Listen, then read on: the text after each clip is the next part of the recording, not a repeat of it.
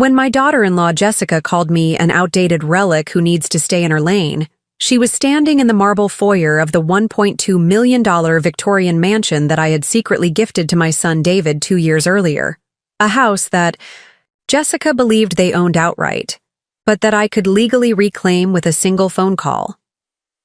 Before we dive into this story, let me know where you're watching from, and if you've ever dealt with ungrateful family members, make sure you're subscribed, because what happened next will absolutely blow your mind.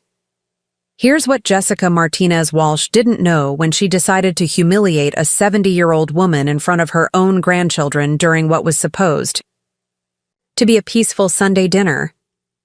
I wasn't just some forgotten old lady she could dismiss and disrespect. I was Margaret Elizabeth Walsh, former senior partner at Walsh & Associates Real Estate Law, and the woman who had been quietly ensuring their entire lifestyle for the past 5 years, including every square foot of the roof over her head that she was about to lose. Let me tell you how I went from being treated like an unwelcome burden in my own son's home to the person holding the legal documents that could destroy everything they thought they owned. The confrontation that would change everything happened on a crisp October Sunday in 2023 in the grand foyer of 847 Elm Street in the prestigious Riverside Heights neighborhood of Portland, Oregon. The house, a meticulously restored 1890s Victorian with original hardwood floors, stained glass windows, and a wraparound porch that had been featured in Architectural Digest, was worth every penny of its $1.2 million price tag. What made the moment even more surreal was that I was standing in a home I had purchased with my own money, listening to a woman who had never contributed a single dollar toward its acquisition tell me that I didn't belong there. But Jessica's venomous words weren't just an insult. They were the final confirmation that the woman I had tried so hard to welcome into our family saw me as nothing more than an inconvenient obstacle to her perfect life. A life that, unbeknownst to her, I had been funding from the shadows for half a decade. The irony was so thick, you could cut it with a knife. Jessica Martinez Walsh, a 34-year-old former retail manager who had never owned property in her life, was lecturing me, a woman who had built a real estate law practice worth $4.2 million and owned properties across 3 states, about staying in my lane. She was doing this while standing on imported Italian marble that I had personally selected and paid for, underneath a custom chandelier that had cost more than most people's annual salaries, in a house that existed in her life solely because of my generosity.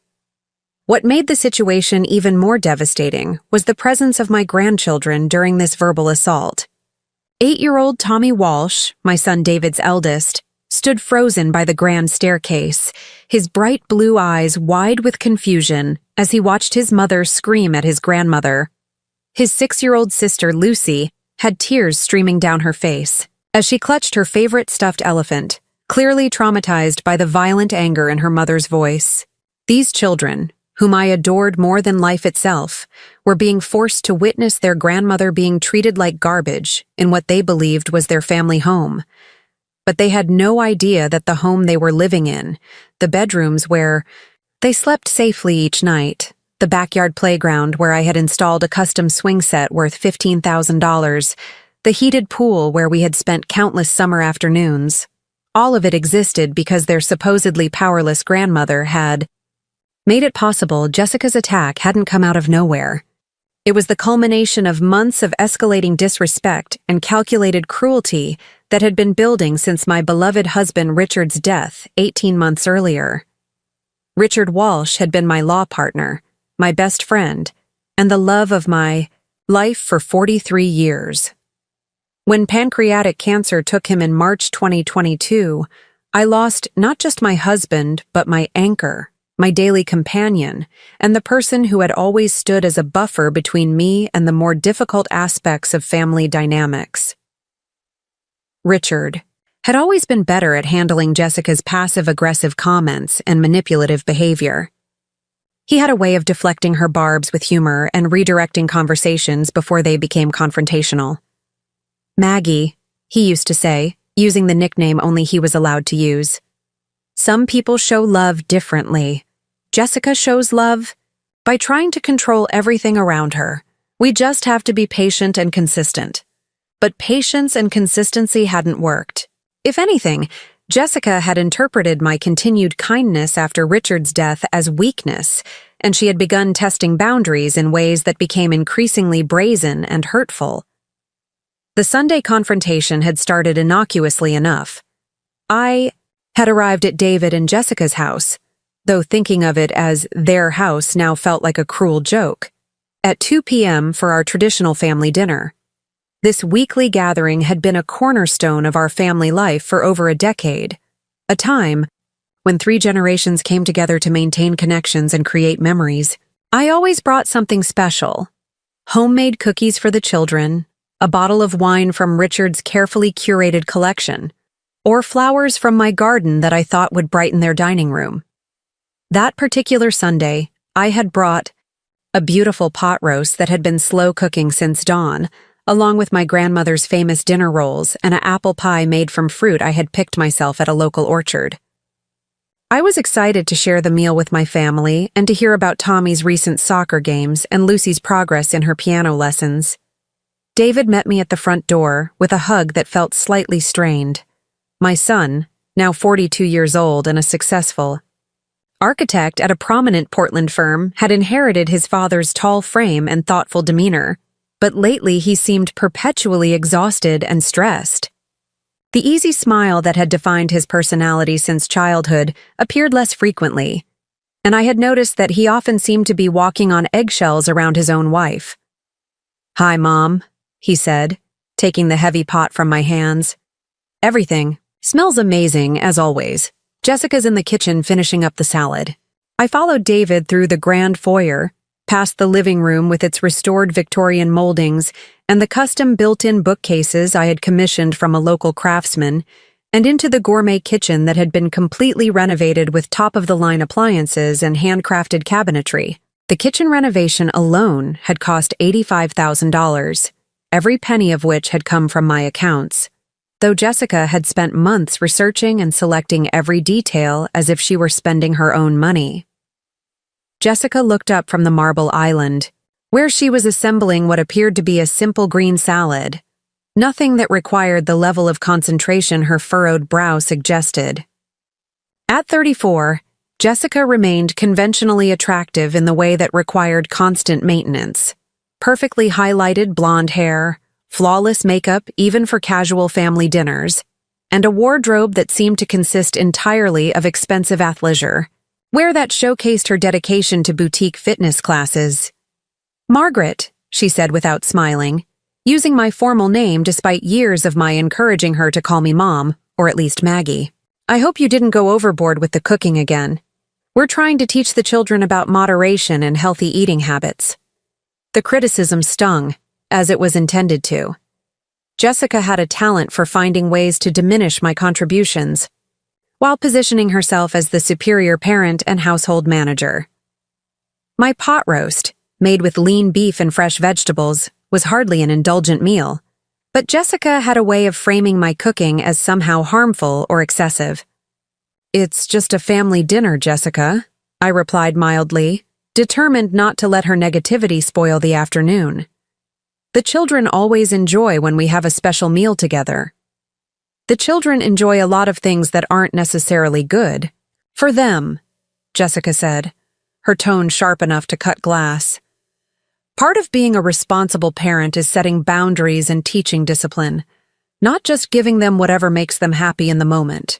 The implication was clear. I was an irresponsible grandmother who spoiled the children, while she was the thoughtful parent who made the hard but necessary decisions about their well-being. It was a dynamic that had been developing for months, with Jessica positioning herself as the family's moral authority while treating me like an interfering outsider.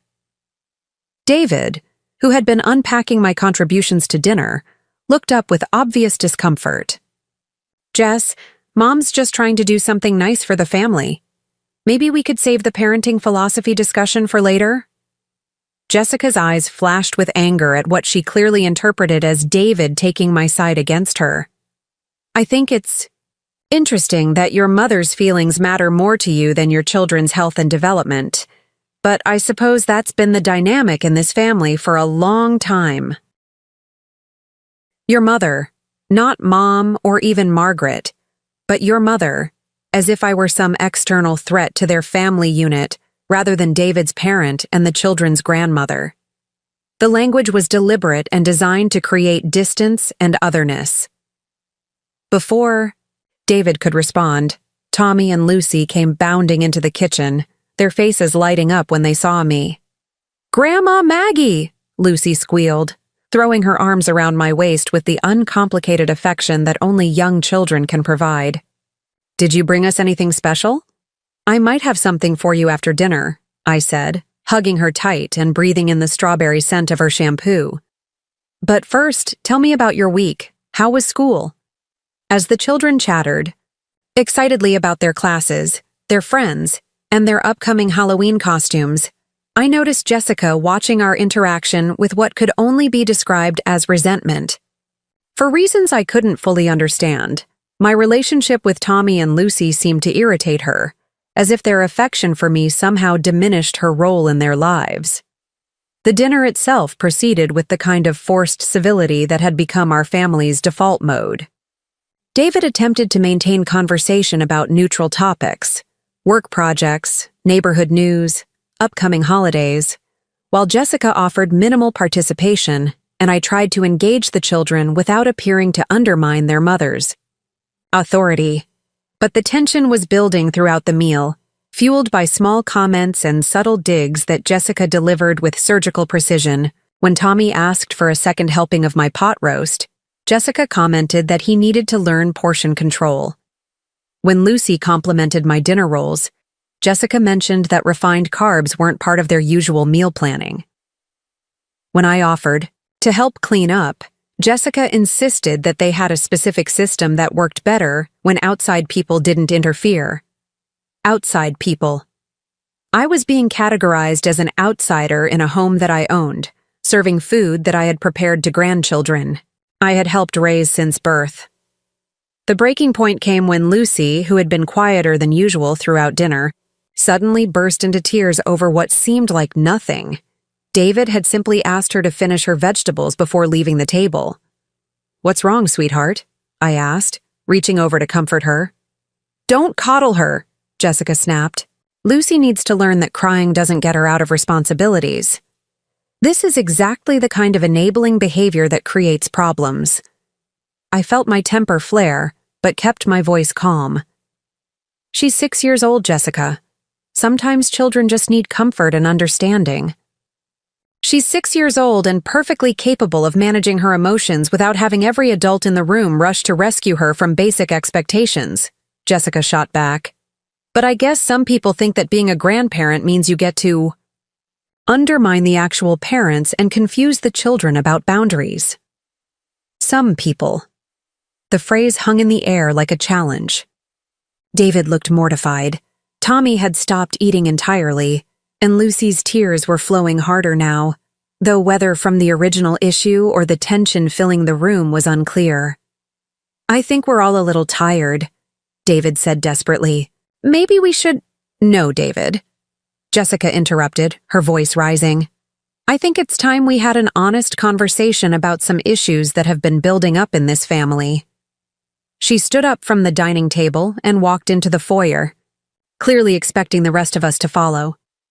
David shot me an apologetic look as he gathered the children, and we all moved into the grand entryway of the house, the space with soaring ceilings, original stained glass, and architectural details that had taken months to restore.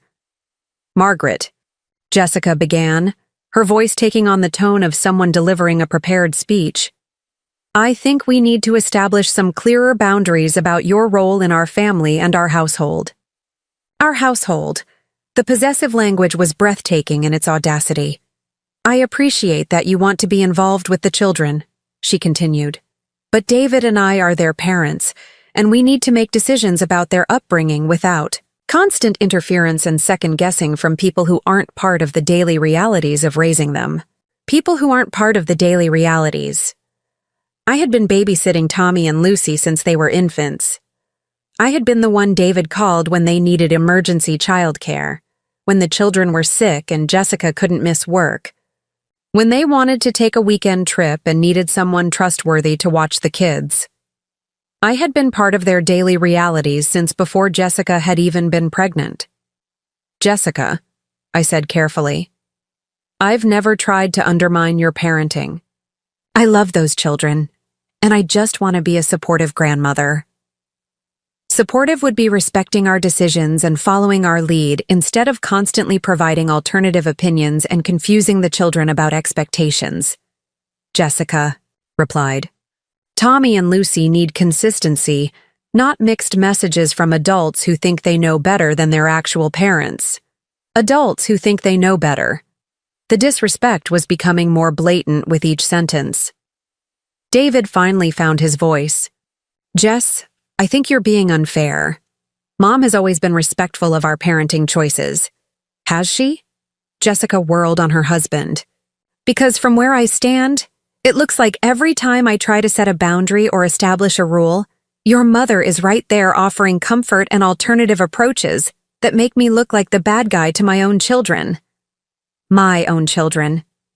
Not our children, but my children, as if David's relationship with them was somehow secondary to hers.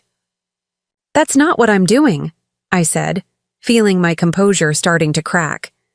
I'm just trying to love my grandchildren. Love doesn't mean giving them whatever they want and rescuing them from every minor disappointment, Jessica shot back. Love means preparing them for the real world, teaching them resilience, helping them understand that they can't manipulate their way out of responsibilities by turning on the waterworks. She was talking about Lucy's tears at dinner as if they were calculated manipulation rather than the normal emotional responses of a 6-year-old child. They're children, Jessica, I said, my voice rising despite my efforts to stay calm.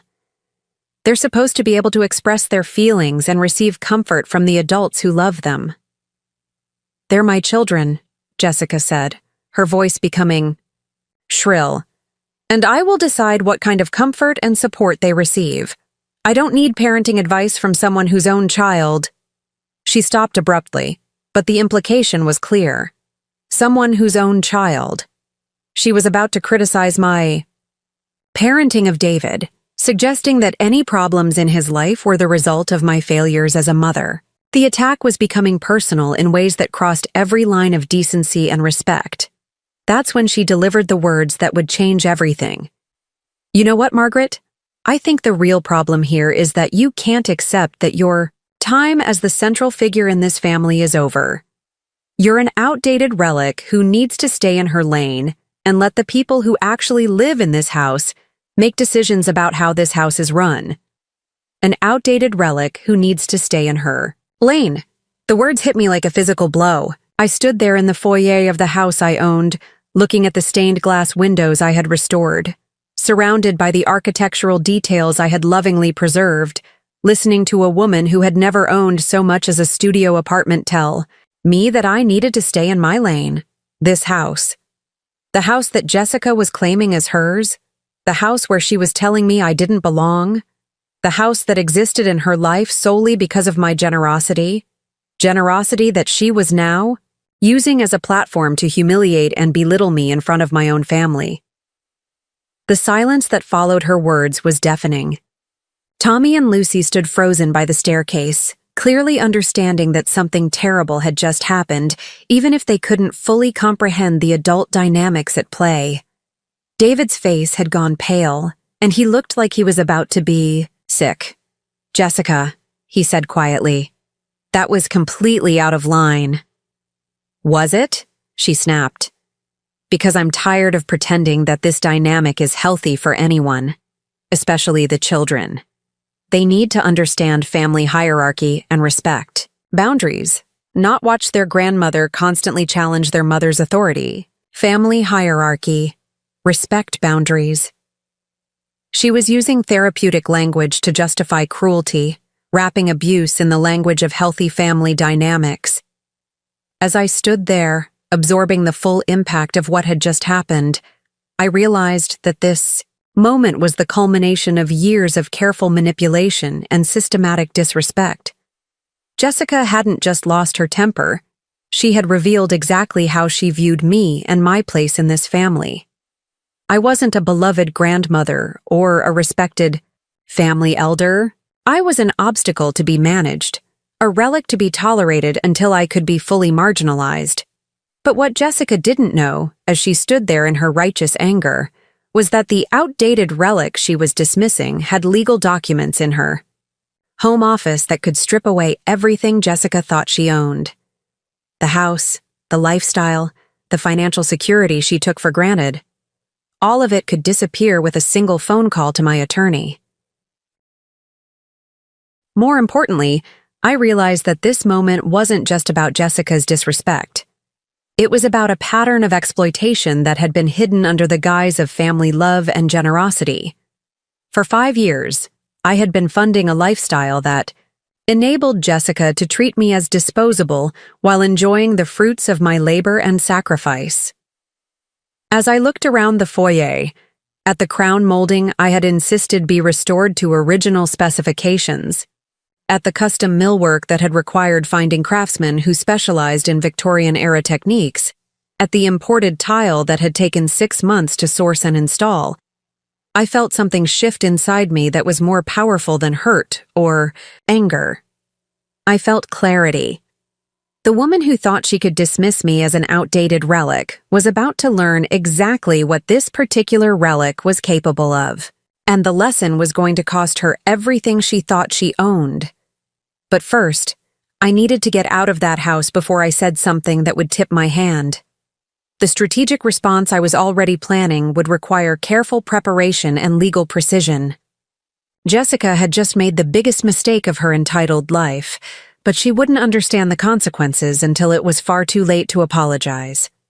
As I gathered my purse and coat, ignoring David's desperate attempts to smooth things over and Jessica's continued rant about boundaries and respect, I realized that this moment was going to be the turning point for our entire family. The relic was about to remind everyone exactly who held the real power. And Jessica. Martinez Walsh was about to learn that underestimating a woman who had built a legal empire was the most expensive mistake she could possibly make. To understand how I ended up standing in my own foyer being called an outdated relic by a woman who had never owned property in her life, you need to know who Margaret Elizabeth Walsh was before she became the target of her daughter-in-law's calculated cruelty. Because the woman Jessica thought she could dismiss and disrespect wasn't just some lonely widow clinging to past relevance. I was someone who had built an empire from nothing, survived devastating losses, and learned that sometimes the greatest act of love is knowing when to stop enabling someone else's selfishness. My story begins in 1953, when I was born Margaret Elizabeth Murphy in a 2-bedroom apartment above Murphy's hardware store in the small logging town of Timber Falls, Oregon. My father, Patrick Murphy, was a 3rd-generation Irish immigrant who had inherited the hardware store from his father and ran it with the kind of meticulous attention to detail that made him the most trusted businessman in a community where your word was your bond. My mother, Rose Murphy, was a schoolteacher who believed that education was the only thing that could lift a person above their circumstances, and that intelligence, once developed, could never be taken away from you. The Murphy family wasn't wealthy by any stretch of the imagination, but we were rich in values that would shape every decision I would make for the next 70 years. Hard work wasn't just expected, it was a form of worship, a way of honoring the opportunities that previous generations had sacrificed to provide. Integrity wasn't something you practiced when it was convenient. It was the foundation of your character, especially when maintaining it cost you something valuable. Family loyalty wasn't conditional on how people treated you. It was a commitment you made that endured through disappointment, disagreement, and even betrayal. But perhaps most importantly, my parents taught me that true strength wasn't about dominating others or demanding recognition. It was about quietly ensuring that the people you loved had opportunities to thrive, even when they never knew that your sacrifices had made their success possible. Growing up in Timber Falls during the 1950s and 1960s meant understanding that opportunities were limited, especially for women who had ambitions beyond marriage and motherhood. The town had exactly one lawyer, one doctor, one dentist, and a handful of businesses that had been run by the same families for generations. Most girls my age assumed they would marry local boys, raise children, and spend their lives within a 20-mile radius of where they were born. But my mother had different plans for me. Rose Murphy had graduated from Oregon State University in 1948 with a degree in English literature, an almost unheard-of achievement for a woman from her background, and she was determined that her daughter would have educational opportunities that extended far beyond the limitations of small-town life. "Margaret Elizabeth," she would say as we sat at our kitchen table each evening, working through homework assignments that she had supplemented with additional reading and math problems. "Intelligence is the only thing that can never be taken away from you. Money can be lost, houses can burn down, husbands can leave or die, but what you put in your mind becomes part of who you are forever." My mother's words proved prophetic in ways that neither of us could have anticipated when I was a gangly 12-year-old struggling with algebra and dreaming of adventures beyond Timber Falls. I was an excellent student, but more than that, I was a strategic thinker who understood that academic achievement was my ticket to a larger world. By high school, I was class valedictorian, editor of the school newspaper, and the first student in Timber Falls High School history to be accepted to Stanford University with a full academic scholarship. The day I received my acceptance letter, in the spring of 1971, my father closed the hardware store early, and my mother cried tears of joy and pride that I can still remember 43 years later. We celebrated at Henderson's Diner, the fanciest restaurant in town, and I felt like I was embarking on a journey that would transform not just my life, but the possibilities for future generations of Murphy women. Stanford in the early 1970s was a revelation. I had never been surrounded by so many brilliant, ambitious people who assumed that intelligence should be developed and used to make meaningful contributions to society. For the first time in my life, being smart wasn't something that made me different or threatening. It was simply the baseline expectation for participation in academic and social life. I majored in political science with a concentration in law and public policy, planning to attend law school and eventually work in government or public interest law. The legal profession was just beginning to open up opportunities for women, and I wanted to be part of the generation that would break down barriers and create paths for the women who would follow. It was during my junior year at Stanford that I met Richard James Walsh at a pre-law society meeting where he was giving a presentation about real estate law as a career path. Richard was a third-year law student at Stanford Law School, 3 years older than me, with dark hair, intelligent brown eyes, and a quiet confidence that came from knowing exactly what he wanted to accomplish in life. But what struck me most about Richard wasn't his obvious intelligence or his undeniable good looks. It was his integrity and his vision for using legal expertise to help ordinary people navigate complex systems that often seemed designed to exploit those who couldn't afford sophisticated representation. Real estate law might not be as glamorous as criminal defense or corporate litigation, Richard told the audience of ambitious undergraduates, but it's where ordinary families make the biggest financial decisions of their lives. Buying a home, understanding mortgage terms, dealing with property disputes. These are the legal issues that affect people's daily lives and long-term financial security. After his presentation, I approached Richard with questions about how real estate law could be used to help low-income families avoid predatory lending practices and discriminatory housing policies. Our conversation lasted 3 hours, moving from the lecture hall to a coffee shop to a long walk around campus. And by the end of the evening, I knew that I had met someone who shared my values and my commitment to using professional success as a platform for helping others.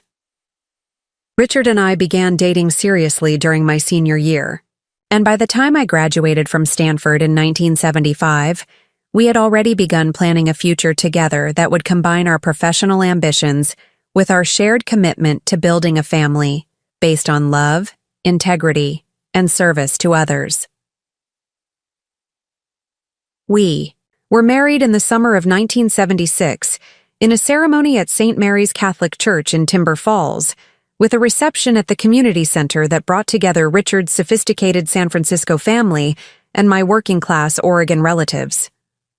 The guest list included Stanford professors, law school classmates, and the people who had shaped my childhood, hardware store customers, my high school teachers, and neighbors who had watched me grow up and were proud to see one of their own achieve something extraordinary. By that time, I had completed my first year at Stanford Law School, where I was in the top 10% of my class and serving as an editor on the Stanford Law Review. Richard had graduated and been offered positions at several prestigious San Francisco law firms, but he had decided to start his own practice specializing in real estate law for middle-class families who needed sophisticated legal representation at affordable prices. The decision to start his own firm rather than join an established practice was risky, but it reflected the values that had drawn me to Richard in the first place. He could have made significantly more money working for a corporate firm, but he was more interested in building something meaningful than in maximizing his income. "Maggie," he said one evening as we walked through Golden Gate Park, discussing our plans for after my law school graduation, "I want us to build a practice that helps families achieve their dreams of home ownership while ensuring they understand exactly what they're signing and what their rights are. I want to be the lawyer that people trust with the biggest financial decision of their lives." I graduated from Stanford Law School in 1978, passing the California bar exam on my first attempt and joining Richard's practice as an associate attorney. Walsh & Associates, the name we chose to reflect our partnership both professionally and personally, began as a two-person operation working out of a small office in downtown San Rafael, serving clients throughout Marin County and the North Bay. Our practice grew steadily throughout the late 1970s and early 1980s, built on a reputation for thorough, honest legal representation that helped families navigate the complexities of real estate transactions without being overwhelmed by legal jargon or hidden costs. We handled everything from first-time home purchases to complex commercial real estate deals, but our specialty was working with middle-class families who needed sophisticated legal advice at prices they could afford. What made Walsh & Associates unique in the real estate law field was our commitment to client education. We didn't just handle the legal paperwork. We made sure our clients understood every aspect of their transactions, from mortgage terms to property rights to potential future risks. Richard and I spent hours with each client, explaining not just what they were signing, but why those provisions mattered and how they could protect their interests. This approach required more time and effort than the standard practice of rushing clients through standardized paperwork, but it created a level of trust and loyalty that generated decades of referrals and repeat business. Families who bought their first homes with our help came back to us when they needed to sell or purchase larger properties. Young couples we had helped in the 1980s brought their adult children to us in the 2000s when those children were ready to buy their own homes. By the mid-1980s, Walsh & Associates had grown to include 4 associate attorneys and a support staff of 6, with offices in San Rafael, Santa Rosa, and Petaluma. We were handling over 500 real estate transactions per year and had developed a reputation as the most trusted real estate law firm in the North Bay. But professional success, while satisfying, wasn't the most important part of our life together. Richard and I had always planned to have children, and we spent our early married years assuming that pregnancy would happen naturally when we were ready to start a family. After 3 years of marriage, we began actively trying to conceive. When pregnancy didn't occur within the first year, we sought medical advice and began the emotionally exhausting process of fertility testing and treatment that would define the next 8 years of our lives. The fertility struggle was devastating, in ways that people who haven't experienced it can't fully understand. Every month brought hope followed by disappointment. Every medical appointment brought new possibilities followed by more setbacks. Every friend's pregnancy announcement, every baby shower invitation, every family gathering where relatives asked when we were going to have children, became a reminder of the family we desperately wanted but couldn't seem to create. Richard and I went through multiple rounds of fertility treatments, including 2 attempts at in vitro fertilization that ended in miscarriage. We consulted specialists in San Francisco, Los Angeles, and even traveled to a fertility clinic in Boston that was pioneering new treatment protocols. We spent over $80,000 on medical treatments and procedures, exhausting our savings and borrowing, against our home equity to fund increasingly experimental approaches. But perhaps more challenging than the financial cost was the emotional toll. The fertility struggle tested our marriage in ways that we hadn't anticipated, creating cycles of hope and disappointment that were difficult to navigate while maintaining our professional responsibilities and social relationships.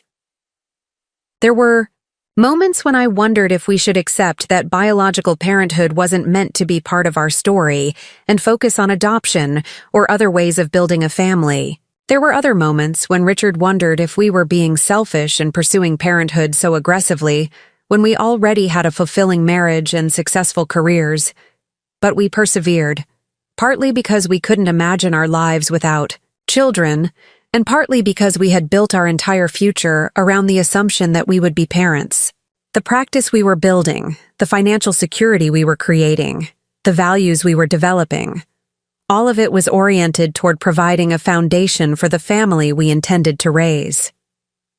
When I finally became pregnant in the spring of 1986, at age 33 after 8 years of trying, the joy was almost overwhelming, but the pregnancy was complicated from the beginning, requiring bed rest for the final 4 months, and culminating in an emergency cesarean section that nearly cost both David and me our lives. David Murphy Walsh was born on October 15, 1986, weighing 5 pounds, 3 ounces, and requiring a 3-week stay in the neonatal intensive care unit. But he was perfect, absolutely, completely perfect, with Richard's dark hair and thoughtful expression and what the nurses said was an unusually alert and curious gaze for such a young baby. Holding David for the first time, after 8 years of hoping and disappointment, I understood what my mother had meant about certain things becoming part of who you are forever. The love I felt for that tiny, fragile baby wasn't just an emotion, it was a fundamental transformation of my identity and priorities that would influence every decision I made for the rest of my life. Richard was an extraordinary father from the moment David came home from the hospital. He approached parenting with the same thoughtful preparation and commitment to excellence that he brought to everything else in his life, reading books about child development, consulting with pediatricians about nutrition and safety, and ensuring that David's nursery was perfectly designed for both comfort and stimulation. But more than that, Richard understood that David represented not just our personal joy, but our responsibility to raise a person who would contribute positively to the world. From David's earliest years, Richard emphasized the importance of integrity, compassion, and using whatever privileges and opportunities you were given to help others who had fewer advantages. David, Richard would say as our son grew from toddler to child to teenager, your mother and I have worked hard to provide you with opportunities that not every child has. Education, travel, cultural experiences, financial security, these things come with responsibilities. You need to use your advantages to make the world better for people who haven't had the same opportunities. David absorbed these lessons naturally, growing into a thoughtful, compassionate young man who excelled academically and socially while maintaining the kind of humility and consideration for others that made him genuinely liked by his peers and respected by his teachers. Throughout David's childhood and adolescence, Walsh & Associates continued to grow and prosper. By the 1990s, we had expanded to include 12 attorneys and were handling real estate transactions throughout Northern California. We had also begun investing in real estate ourselves, purchasing and renovating properties that we either sold for profit or kept as rental investments. The real estate investments were Richard's idea. born from his observation that many of our clients built long-term wealth through property ownership, while most attorneys built wealth through income that disappeared the moment they stopped working. "Maggie," he said one evening as we reviewed our financial portfolio, "we're helping our clients build wealth through real estate investment, but we're not following our own advice. We should be using our knowledge and professional connections to build a real estate portfolio that will provide financial security long after we retire from active practice." Richard's instincts were exceptional. Between 1990 and 2005, we purchased and renovated over 20 properties throughout Northern California, from single-family homes in developing neighborhoods to small apartment buildings in areas that were gentrifying. Our investment strategy was conservative but consistent. Purchase undervalued properties in areas with good long-term prospects, renovate them to high standards, and either sell them for profit or hold them as rental properties that generated steady income. By 2005, our real estate portfolio was worth over $3 million, generating monthly rental income of nearly $15,000 while continuing to appreciate in value. Combined with the success of Walsh & Associates and our conservative approach to saving and investing, we had built a level of financial security that exceeded our wildest dreams when we were young attorneys struggling to build a practice and start a family. But financial success, while providing peace of mind and opportunities, was never the primary focus of our lives.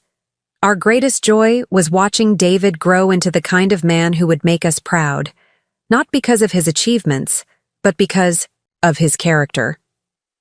David excelled at everything he touched: academics, athletics, music, social relationships. But more importantly, he maintained the kind of humility and consideration for others that suggested he understood the responsibilities that came with his advantages. He was student body president in high school, captain of the soccer team, and valedictorian of his graduating class, but he was also the kind of young man who made sure that less popular classmates felt included and who spent his summers volunteering at a camp for children with disabilities. When David was accepted to the University of California at Berkeley with a full academic scholarship, Richard and I felt the same pride that my parents had experienced when I was accepted to Stanford 30 years earlier. We were watching our son prepare to build on the foundation we had provided, while developing his own vision for how to use his talents and opportunities to make meaningful contributions to the world. David majored in architecture with a minor in environmental studies, planning to specialize in sustainable design and affordable housing. His senior thesis project was a proposal for environmentally responsible low-income housing that could be built cost-effectively in urban areas, combining his technical training with his commitment to social justice. "Mom, Dad," he said during a family dinner in his senior year, "I want to use architecture to help solve problems for people who don't have a lot of resources. There's so much beautiful, thoughtful design that only wealthy people get to experience. I want to figure out how to make good design accessible to families who are just trying to find decent, affordable places to live." Richard and I exchanged glances across the dinner table, recognizing in David's words the same values that had guided our own career choices 30 years earlier. We had succeeded in raising a son who understood that privilege came with responsibility, and who wanted to use his professional skills to help others rather than simply to maximize his own success. After graduating from UC Berkeley, David was accepted to the Graduate Architecture program at Portland State University, where he could specialize in sustainable design while working with a professor who was nationally recognized for innovative approaches to affordable housing. It was in Portland that David met Jessica Martinez during his second year of graduate school. Jessica was working as an assistant manager at an upscale retail boutique in downtown Portland while taking evening classes in business administration at Portland Community College. She was beautiful, charming, and clearly intelligent, with ambitions for a career in retail management or possibly opening her own business. When David brought Jessica home to meet us during Thanksgiving of his second year in graduate school, Richard and I could immediately see why our son was so taken with her. Jessica was vivacious and engaging, asking thoughtful questions about our law practice and expressing genuine interest in David's architecture projects and career plans. "Mr. and Mrs. Walsh," she said as I served coffee and dessert after Thanksgiving. "Dinner?" "David has told me so much about how you built your practice by focusing on helping families rather than just maximizing profits. That's such an inspiring approach to professional success." She seemed to understand and appreciate the values that were important to our family, and more importantly, she clearly adored David and supported his professional ambitions. Throughout the weekend, I watched Jessica encourage David to talk about his architecture projects, offer thoughtful feedback on his design ideas, and express enthusiasm for his plans to specialize in affordable housing. Richard and I were impressed by Jessica's intelligence and charm, but we were even more impressed by the way she seemed to bring out the best in David. Our son, who had always been somewhat serious and introspective, laughed more easily and spoke more confidently about his dreams and plans when Jessica was around.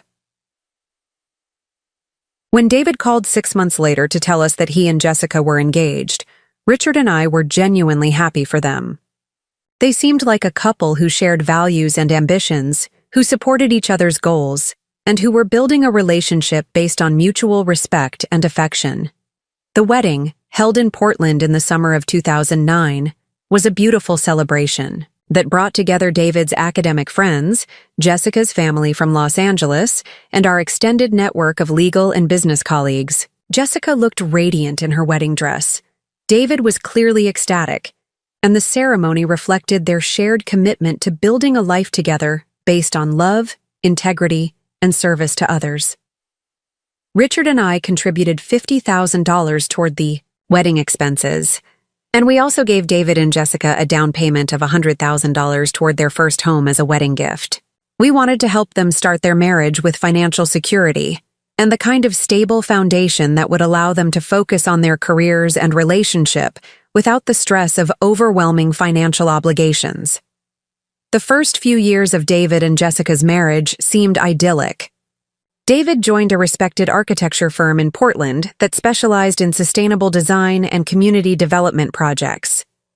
Jessica was promoted to store manager at her boutique and was taking additional business courses with plans to eventually open her own fashion retail business. They purchased a charming craftsman-style house in the Hawthorne neighborhood, close to David's office and in a community of young professionals who shared their interests in environmental sustainability and social responsibility. The house needed some renovation work, which David approached as an opportunity to practice sustainable design principles while creating a home that reflected their personal style and values. Richard and I visited Portland regularly during those early years, helping with renovation projects, babysitting when Tommy was born in 2011, and watching our son and daughter-in-law build the kind of life that we had always hoped David would create. Jessica seemed to be thriving in her role as wife and new mother. She was loving and attentive with Tommy, supportive of David's career advancement, and actively involved in their neighborhood community. She organized playgroups for new mothers, volunteered with environmental organizations that David supported, and appeared to be building genuine friendships with other young families in their area. When Lucy was born in 2013, completing their family with 2 healthy, beautiful children, Richard and I felt like we were watching our deepest dreams come to fruition. David was succeeding professionally while maintaining his commitment to meaningful work. Jessica was balancing motherhood with her own career ambitions. Tommy and Lucy were thriving in an environment of love, stability, and opportunity. Looking back now, I realized that the early signs of Jessica's true character were present even during those seemingly happy years. But they were subtle enough that Richard and I attributed them to the normal stresses of new parenthood and career building, rather than to fundamental character flaws.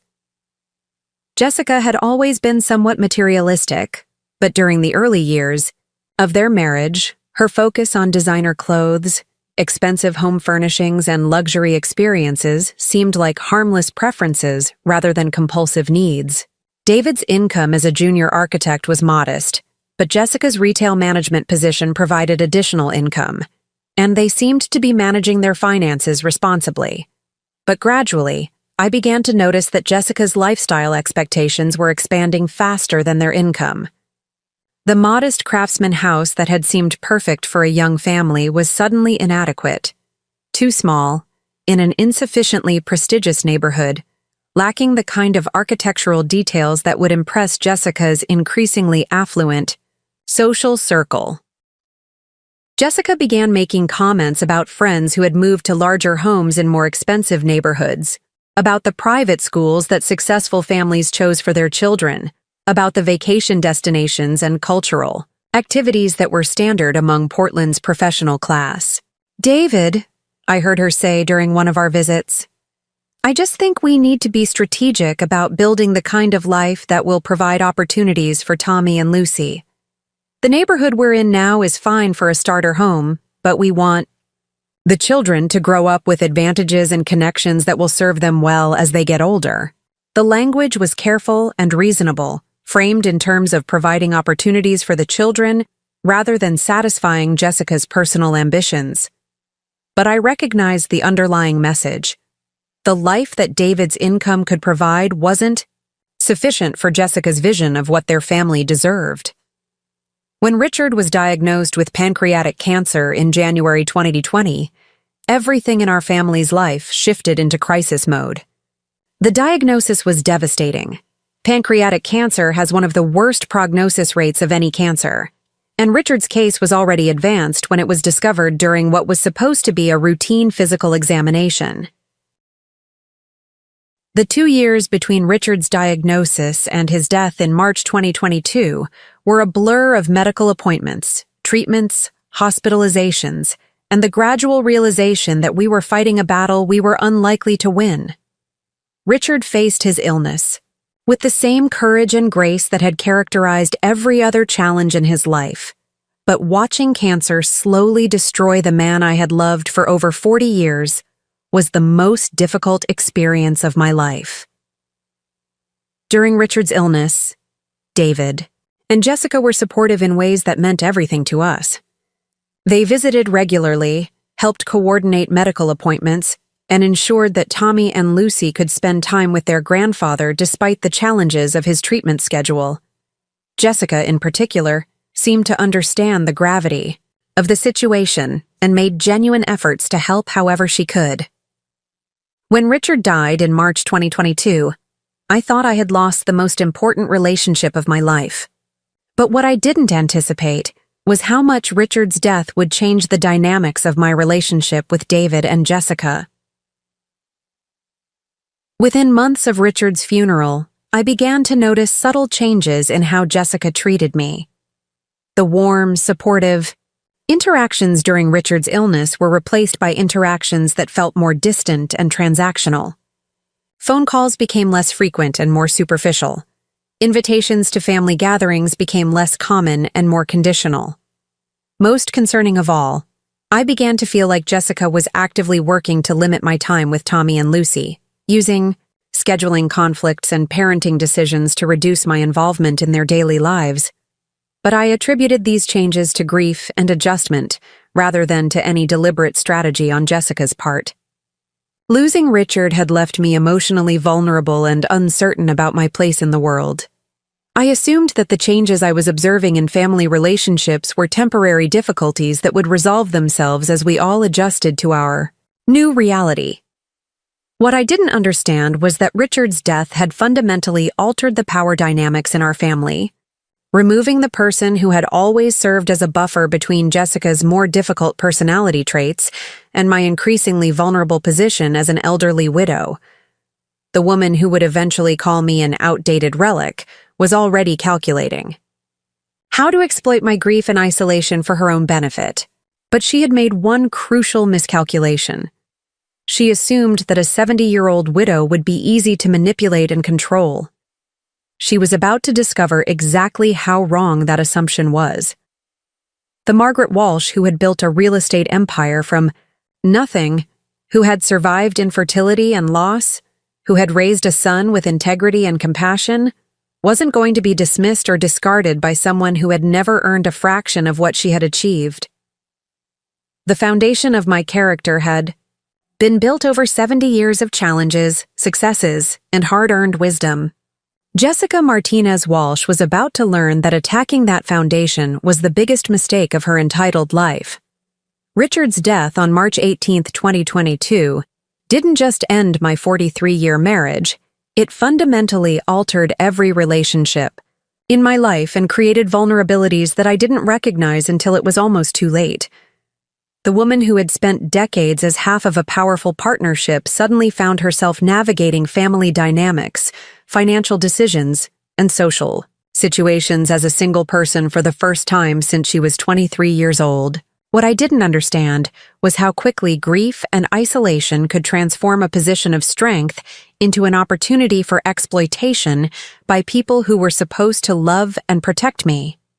The immediate aftermath of Richard's death was a blur of funeral arrangements, legal procedures, and the overwhelming logistics of dismantling a shared life that had been built over 4 decades. As Richard's law partner and wife, I had always been actively involved in our business affairs, but there were still countless details that required my attention during a time when grief made it difficult to focus on practical matters. Patricia Morrison, our estate planning attorney and longtime friend, handled most of the legal complexities of settling Richard's estate. Since we had structured our assets carefully over the years, the transition was relatively straightforward from a legal standpoint. Everything transferred to me without probate complications, tax penalties, or disputes with creditors or other family members. But the emotional complexity of inheriting complete control over assets that had always been managed as part of a partnership was overwhelming. Richard and I had made every major financial decision together, debating investment strategies, evaluating real estate opportunities, and planning for retirement as a team. Suddenly, I was responsible for managing a portfolio worth over $4.2 million, while dealing with grief that made it difficult to concentrate on anything beyond basic daily survival. The real estate investments that had been our pride and joy, 23 properties throughout Northern California that generated substantial monthly income, now felt like an enormous responsibility rather than an achievement. Each property required maintenance, tenant management, and ongoing evaluation of whether to hold or sell. Every decision that had once been shared was now mine alone to make. Walsh & Associates, the law practice that Richard and I had built together, required even more immediate attention. Although we had been gradually transitioning toward retirement and had capable associate attorneys handling most of the daily operations, the firm still required leadership and strategic direction that I wasn't sure I could provide while processing my grief. During the first month after Richard's funeral, I felt like I was drowning in responsibilities that I had never fully shouldered alone. The phone rang constantly with condolence calls, business questions, tenant issues, and family obligations. Well-meaning friends offered advice about everything from grief counseling to financial planning to how quickly I should make major life changes. Everyone had opinions about what I should do, but no one could make the decisions for me. It was during this vulnerable period that David and Jessica stepped in with offers of help and support that felt like lifelines to a woman who was struggling to manage overwhelming responsibilities while processing devastating loss. "Mom," David said during one of his daily check-in phone calls about 3 weeks after the funeral, "Jessica and I have been talking, and we're worried about you trying to handle everything by yourself. You don't have to carry all these burdens alone. We're family, and we want to help however we can." The offer felt like a blessing. David had always been thoughtful and responsible, and his architectural training gave him relevant expertise for evaluating our real estate investments. Jessica, with her business background and organizational skills, seemed capable of helping with the administrative tasks that were overwhelming me. "What kind of help were you thinking about?" I asked, grateful for the first time in weeks to feel like someone understood the scope of what I was dealing with.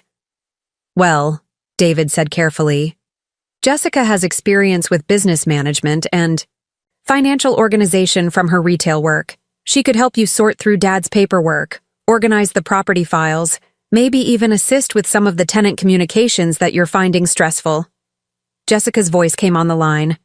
They were calling together, which had become their new pattern since Richard's death. Margaret, I know this is such a difficult time for you, and I want you to know that David and I are committed to making sure you don't have to face these challenges alone.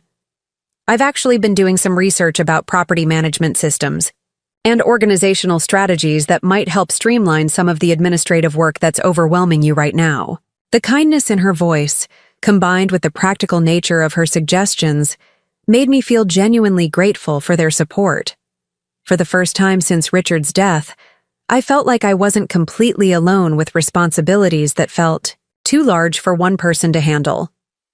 Over the following weeks, David and Jessica began visiting more frequently, initially just to provide emotional support, but gradually taking on more practical assistance with the business and property management, tasks that I was struggling to organize. Jessica proved to be exceptionally good at administrative organization. She created filing systems for property documents, set up spreadsheets to track rental income and expenses, and established schedules for maintenance and tenant communications that reduced the daily chaos I had been experiencing. Margaret, she said one afternoon as we worked together in Richard's home office, organizing decades of business files, you and Richard built something really incredible here. The real estate portfolio is so well structured, and the law practice has such a solid reputation. You should be proud of what you've accomplished together. Her praise felt healing during a time when I was questioning my ability to maintain what Richard and I had built. Jessica seemed to genuinely appreciate the magnitude of our achievements and the complexity of managing such extensive business interests. But more than her practical help, Jessica provided emotional support that I desperately needed. She listened. When I wanted to talk about Richard, looked at photo albums with me, and seemed to understand that grief isn't something that follows a predictable timeline or responds to well-meaning advice about moving on. You know, Margaret, she said one evening as we sat in my living room after David had gone home and she had stayed to help me organize some legal documents, I think Richard would be so proud of how you're handling all of this. It's clear that he prepared you well to manage these responsibilities, and you're stronger than you probably realize right now. The validation meant everything to me during a period when I felt uncertain about nearly every decision I was making. Jessica seemed to see strength in me that I wasn't seeing in myself, and her confidence helped me begin to believe that I could successfully manage the business and property interests that Richard and I had built together. As spring turned to summer in 2022, David and Jessica's involvement in my affairs became more extensive and more necessary. The initial organizational help evolved into regular assistance with property management, tenant relations, and business decisions that I found difficult to make alone. Jessica suggested that I might benefit from having more structured support, rather than trying to handle everything myself with occasional help from family members. Margaret, I've been thinking about your situation, and I wonder if it might make sense for us to formalize some of the assistance we've been providing, she said during one of our regular meetings in Richard's office.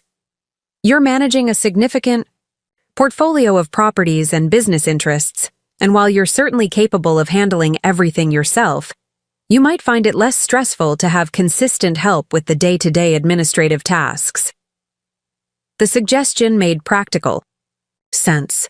Property management was time-consuming and often stressful, involving tenant complaints, maintenance emergencies, and ongoing evaluation of rental rates and market conditions.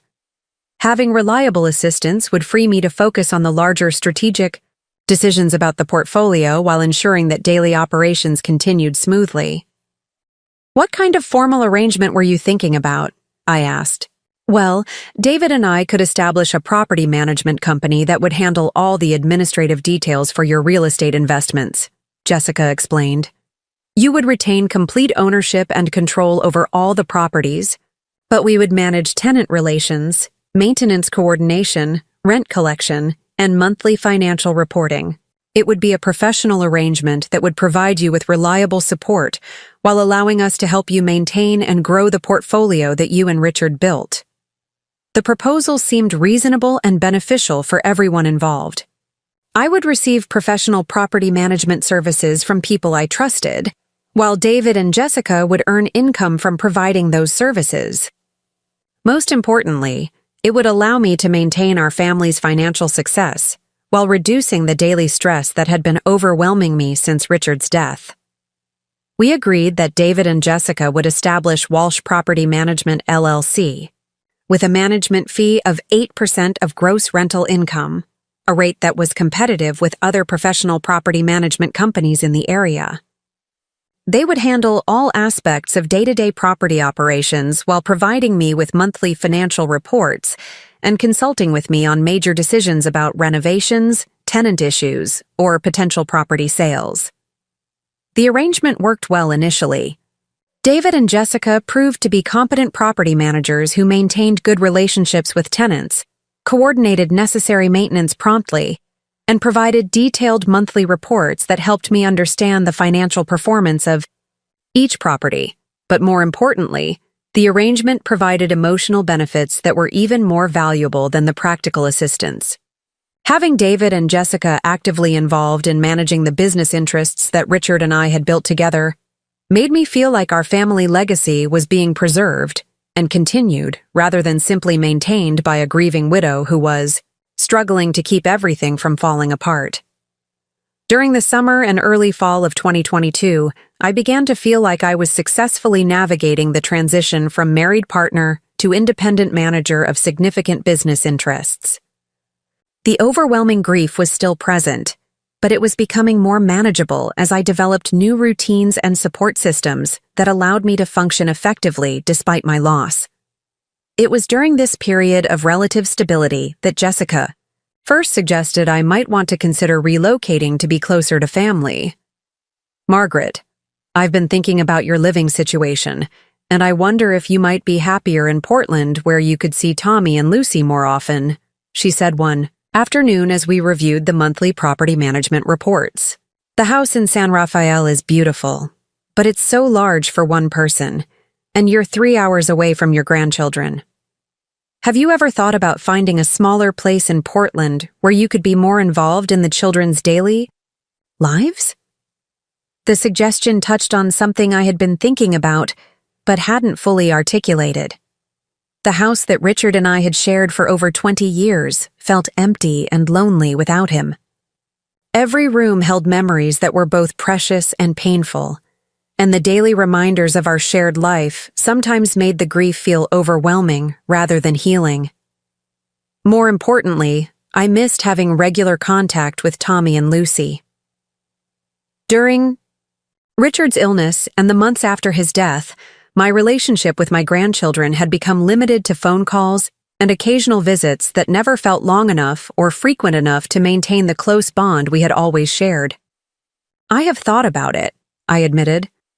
"The house does feel too large now, and I would love to be closer to the children. But moving would be such a major undertaking, especially with everything else I'm trying to manage right now." "It would be a big transition," Jessica agreed.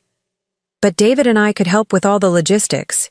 We could research neighborhoods, look at properties, and handle all the details of selling your current house and purchasing something in Portland. You wouldn't have to manage the process by yourself." The offer was generous and practical. Moving to Portland would allow me to see Tommy and Lucy regularly, while David and Jessica's assistance would make the transition manageable, despite the complexity of relocating extensive business operations and personal belongings. Over the following weeks, Jessica and I began researching Portland neighborhoods and looking at properties that might suit my needs.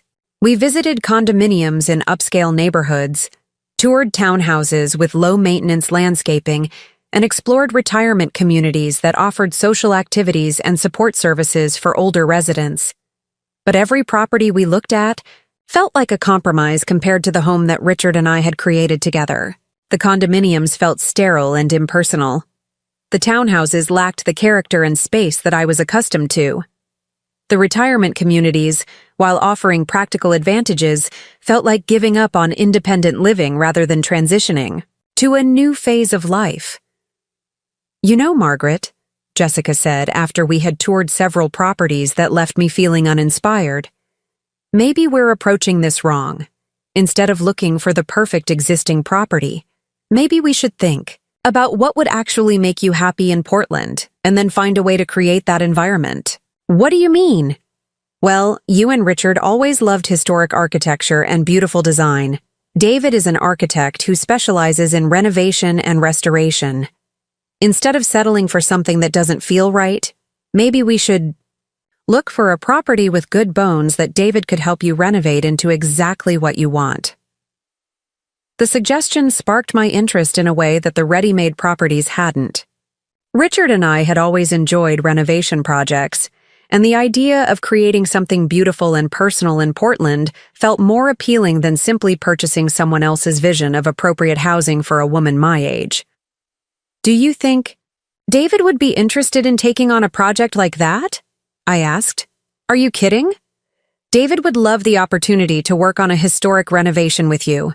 It would be a chance for him to use his architectural training on a personal project, while helping you create exactly the kind of living environment that would make you happy in Portland. The more we talked about the possibility of a renovation project, the more excited I became about the idea of moving to Portland. Instead of feeling like I was giving up the home that Richard and I had created together, I would be creating a new home that honored our shared love of beautiful architecture while establishing a new chapter of my life closer to my family. Jessica found the perfect property in November 2022, 847 Elm Street, a magnificent 1890s Victorian mansion in the Riverside Heights neighborhood that had been neglected for years, but retained all of its original architectural details. The house had 5 bedrooms, 4 bathrooms, a grand foyer with original stained glass, elaborate crown molding throughout, and a wraparound porch that gave it the kind of gracious presence that Richard and I had always admired in historic homes. The property was listed at $800,000, which seemed reasonable for a house of that size and architectural significance, even considering the extensive renovation work that would be required to restore it to its original grandeur. Margaret, this house has incredible potential, David said as we toured the property with the listing agent. The bones are absolutely solid and all the original details are intact. With the right renovation approach, this could be one of the most beautiful homes in Portland. I could see exactly what David meant. Despite years of deferred maintenance and outdated systems, the house retained an elegance and character that modern constructions rarely achieved. The proportions were perfect, the natural light was abundant, and the architectural details reflected the kind of craftsmanship that no longer existed in contemporary construction. How much do you think the renovation would cost? I asked. David walked through the house again, making notes about electrical systems, plumbing, foundation issues, and cosmetic improvements that would be needed to make the house fully functional and beautiful. For a complete restoration that brings everything up to modern standards while preserving the historic character, I'd estimate about $400,000, he said. That would include new electrical and plumbing systems, kitchen and bathroom renovations, refinishing all the hardwood floors, restoring the original windows, and updating the heating and cooling systems. $400,000 for renovation, plus $800,000 for the purchase price, would mean a total investment of $1.2 million for a fully restored Victorian mansion in one of Portland's most desirable neighborhoods. The investment seemed reasonable considering the quality of the property and the advantage of having David manage the renovation project with his professional expertise and personal investment in creating something beautiful for his mother. More importantly, the project would give me a reason to feel excited about the future for the first time since Richard's death. Instead of simply managing existing assets and trying to maintain what we had built together, I would be creating something new that honored our shared values while establishing a foundation for the next phase of my life. I think we should make an offer, I told Jessica and David after we had toured the property twice, and David had conducted a thorough assessment of the renovation requirements. The offer was accepted immediately, and by December 2022, I was the owner of a magnificent but neglected Victorian mansion that would become the center of an extensive renovation project managed by my son and daughter-in-law. The timing felt perfect. The property management company that David and Jessica had established was running smoothly, generating steady income while reducing my administrative responsibilities. The move to Portland would bring me closer to Tommy and Lucy while giving me an exciting project that would occupy my time and energy productively. Most importantly, the renovation project would strengthen my relationship with David and Jessica by giving us a shared goal that utilized their professional skills while creating something beautiful and meaningful for our family. What I didn't realize was that the decision to purchase and renovate 847 Elm Street would create the exact vulnerability that Jessica had been waiting for, an opportunity to position herself and David as essential to my well-being, while gaining access to assets and decision-making authority that she could eventually exploit for her own benefit. The grieving widow who thought she was making smart decisions about creating a new life in Portland was actually walking into a carefully orchestrated trap that would ultimately cost her far more than money. She was about to discover that the daughter-in-law who had been so helpful and supportive had her own agenda for the beautiful house that I was unknowingly purchasing for her benefit rather than my own. But in December 2022, as I signed the paperwork to purchase 847 Elm Street and began planning the renovation that would transform it into my new home, I felt hopeful about the future for the first time since Richard's death. I thought I was taking control of my life and making decisions that would bring me closer to the family I loved.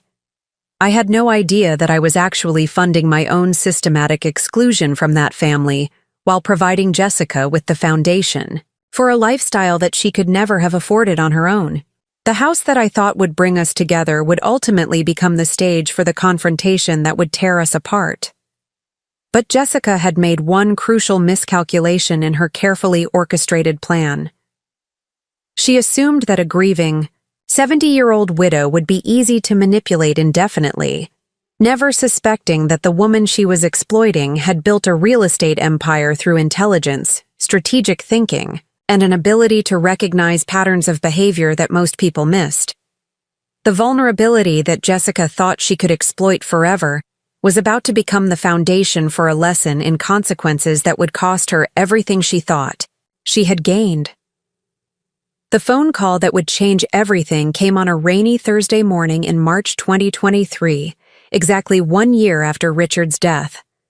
I was sitting in my temporary apartment in downtown Portland, a furnished 2-bedroom unit that I had rented while the renovation of 847 Elm Street was being completed, when Jessica called with what she described as urgent news that couldn't wait for our regularly scheduled weekly meeting. "Margaret, I need to talk to you about something important," Jessica said, her voice carrying a tone of crisis that immediately got my attention. "David and I have been looking at the renovation costs for the house, and we've discovered some problems that are going to require immediate attention and significant additional investment." The renovation project had been progressing steadily for 3 months, with David managing the work while Jessica handled the administrative coordination and vendor payments. The original budget of $400,000 had already increased to $475,000 due to discoveries of more extensive foundation and electrical issues than initially anticipated, but David had assured me that these were normal complications for a renovation of this scope and that the work was proceeding well within reasonable parameters. "What kind of problems are we talking about?" I asked, feeling a familiar knot of anxiety in my stomach that had become my default response to unexpected complications since Richard's death. "The structural engineer discovered some foundation issues that are more serious than we initially thought," Jessica explained.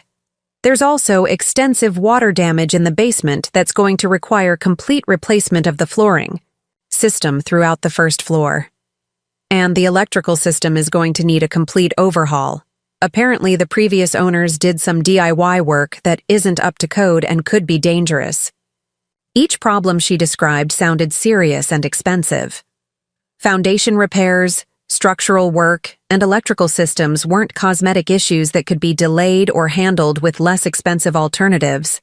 They were essential safety and structural integrity problems that had to be addressed immediately and properly. "How much additional money are we talking about?" I asked, though I was beginning to suspect that the answer would be substantial. "David has been getting estimates from contractors, and we're looking at probably another $200,000 to $250,000 to address all the structural and safety issues," Jessica said. "I know that's a lot more than we originally planned. But these aren't optional improvements.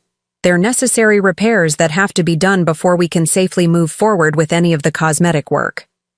Another $250,000 would bring the total renovation costs to over $700,000.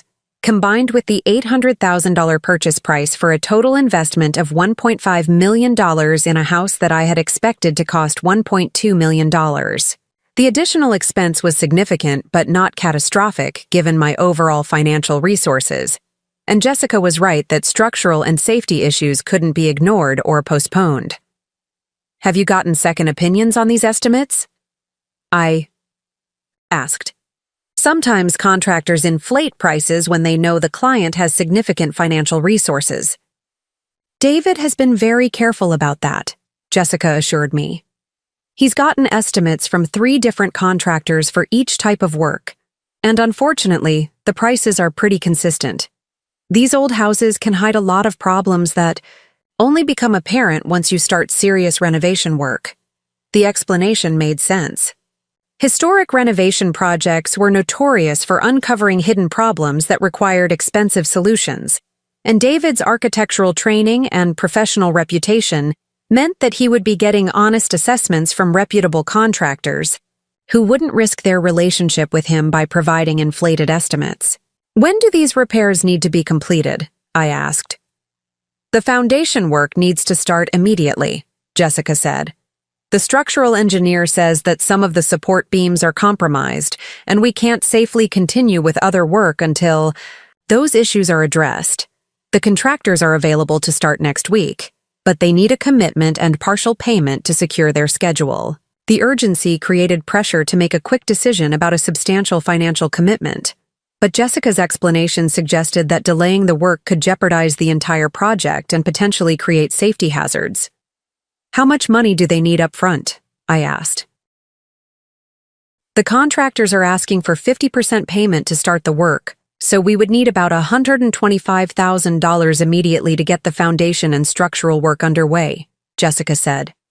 "I know it's a lot of money to commit on short notice, but David says that these contractors are the best in Portland for this type of historic renovation work, and if we don't secure their schedule now, we might have to wait several months to find other qualified contractors." $125,000 was a substantial amount of money, but it wasn't unreasonable as a partial payment for extensive structural work on a house of this size and architectural complexity. More importantly, the alternative of delaying the work and potentially losing access to qualified contractors could end up being more expensive and time-consuming in the long run. "Okay," I said. "I'll transfer the money to the renovation account today. But Jessica, I want detailed documentation of all these additional costs and clear explanations of what work is being done. This project is becoming much more expensive than we originally planned, and I need to understand exactly where my money is going." "Of course, Margaret.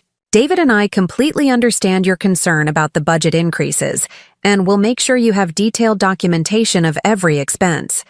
We want you to feel completely confident that every dollar is being spent appropriately and necessary."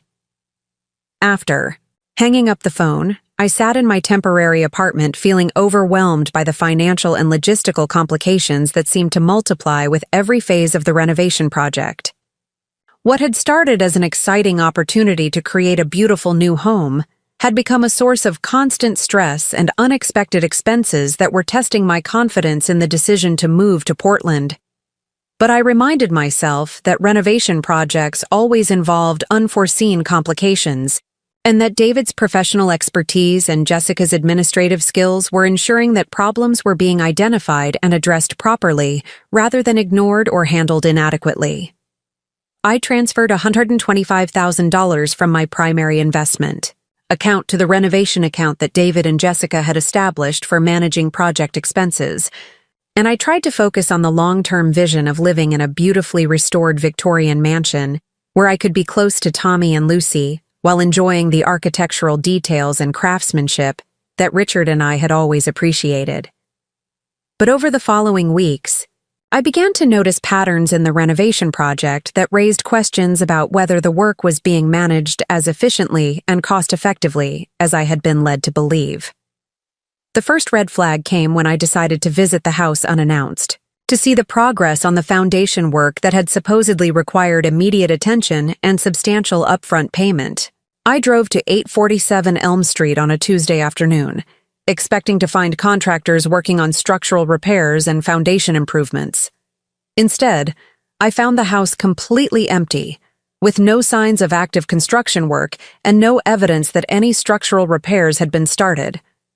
The basement, where Jessica had described extensive water damage requiring complete flooring replacement, looked exactly the same as it had during my previous visits. Old and worn, but not showing the kind of extensive damage that would require emergency intervention. I called David immediately. "David, I'm at the house, and I don't see any contractors working on the foundation repairs that Jessica said were starting this week. What's going on with the structural work?" There was a pause before David responded. "Mom, there's been a delay with the permits. The contractors can't start the foundation work until the city approves the structural plans, and that process is taking longer than we expected." "How long have you known about the permit delay?" I asked. "We found out yesterday. I was going to call you this afternoon to explain the situation." "David, Jessica told me that the contractors needed immediate payment to secure their schedule and start work this week.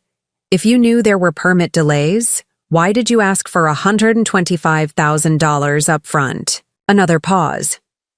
"The contractors still need the partial payment to hold their schedule for when the permits are approved. If we don't secure their commitment now, we'll lose their availability and have to find other contractors, which could delay the project for months." The explanation seemed reasonable but also convenient. Every complication seemed to require immediate payment, while actual work was delayed by bureaucratic processes that were supposedly beyond David and Jessica's control. "When do you expect the permits to be approved?" I asked. "The city says it could take anywhere from 2 to 6 weeks, David said. "Permit approval for historic properties is more complicated because they have to review all the structural changes to ensure they're consistent with historic preservation guidelines. 6 weeks seemed like a long time to hold contractors on retainer with substantial upfront payments. But David's explanation about historic preservation requirements made sense for a house as architecturally significant as 847 Elm Street. The second red flag came 2 weeks later when I received a call from Jessica requesting additional funds for what she described as an urgent plumbing emergency that had been discovered during the permit inspection process. "Margaret, I'm sorry to bother you, but we've had another unexpected problem come up with the house," Jessica said during what was becoming a familiar pattern of crisis phone calls. "The city inspector found some serious plumbing issues that have to be addressed before they'll approve any of the other permits." "What kind of plumbing issues?" I asked, feeling increasingly frustrated with the endless series of expensive problems that seemed to emerge every few weeks. "The main sewer line is damaged and needs to be completely replaced," Jessica explained. "The inspector says it's a health hazard that has to be fixed immediately, and it's going to require digging up the yard and part of the driveway to access the pipes." Sewer line replacement sounded like exactly the kind of expensive, unglamorous problem that could emerge during renovation of an old house. It was also the kind of problem that would require immediate attention from health and safety authorities. "How much is this going to cost?" I asked. "The plumbing contractor estimates about $35,000 for the complete sewer line replacement and restoration of the landscaping," Jessica said. "I know it's another unexpected expense, but it's not optional. The city won't issue any permits until this problem is resolved." $35,000 for sewer line work was expensive but not unreasonable for the scope of work Jessica was describing. More importantly, if the city inspector had identified it as a health hazard, it wasn't something that could be ignored or postponed. When? Does this work need to be completed? I asked. The plumbing contractor can start next week if we can provide a deposit, Jessica said. They're asking for $15,000 up front to order materials and secure their schedule. I authorized the $15,000 payment, but I also decided to drive by the house more frequently to monitor the progress of work that was supposedly requiring substantial ongoing investment. What I discovered during my unannounced visits over the following month was deeply concerning. Despite the payments for foundation work, structural repairs, and plumbing replacement, I rarely saw evidence of active construction work at the house. Occasionally, there would be a contractor's truck in the driveway or some materials delivered to the property, but the level of activity seemed inconsistent with the scope of work that was supposedly being performed and the amount of money that was being spent. More troubling, when I asked specific questions about the work progress during my weekly meetings with David and Jessica, their answers often seemed vague or inconsistent with what I was observing during my visits to the property. David, I drove by the house yesterday and I didn't see any signs of the sewer line work that we paid for last week, I said during one of our meetings. How is that project progressing? The plumbing contractor had to wait for city inspection of the excavation before they could proceed with installing the new pipes, David explained. They've done the excavation work, but now they're waiting for approval to continue. But when I had driven by the house, there was no evidence of excavation in the yard or driveway. The landscaping looked exactly the same as it had for weeks, with no signs that any digging or sewer line work had been started. The third red flag came in May 2023, when Jessica called with what she described as a significant problem that would require a fundamental change in our approach to the renovation project. Margaret, David, and I need to have a serious conversation with you about the renovation project, Jessica said during a phone call that immediately put me on alert because of her unusually formal tone. We've been working with the contractors and city officials, and we've discovered that the scope of work required to bring the house up to current safety and building codes is much more extensive than anyone initially realized. What do you mean? I asked, though I was beginning to dread the answer. The structural engineer has determined that the house needs what amounts to a complete reconstruction of the interior support systems, Jessica explained. The foundation. Issues are more serious than we thought. The electrical system has to be completely replaced rather than just updated. And there are significant problems with the load-bearing walls that will require major structural modifications. Each problem Jessica described sounded serious and expensive, but they also seemed to represent fundamental issues that a professional architectural assessment should have identified before we purchased the property and committed to the renovation project. David assured me that he had thoroughly evaluated the structural condition of the house before we made an offer, I said. How could all these major problems have been missed during his initial assessment? These are the kinds of hidden problems that only become apparent when you start serious construction work, Jessica said.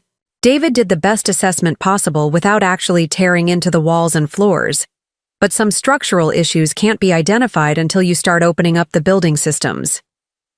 The explanation seemed reasonable, but also suspiciously convenient. Every few weeks brought new discoveries of expensive problems that supposedly couldn't have been anticipated during the initial evaluation, resulting in a steady stream of requests for additional funding. How much additional money are we talking about now? I asked. The contractor estimates that addressing all the structural issues will require about $300,000 beyond what we've already committed, Jessica said. I know that sounds like a lot, but it would result in a house that's completely rebuilt to modern standards while preserving all the historic architectural details. $300,000 would bring the total renovation cost to over $800,000. Combined with the $800,000 purchase price for a total investment of $1.6 million, the project that had started as a $1.2 million investment was approaching $1.6 million with no guarantee that additional problems wouldn't emerge once work was actually completed, Jessica, this project is becoming much more expensive than anything we originally discussed, I said. At this point, I'm wondering if we should consider selling the property and finding something that doesn't require such extensive renovation work. Margaret, I understand your frustration with the cost increases, but you have to consider that we've already invested over $600,000 in this property, Jessica said.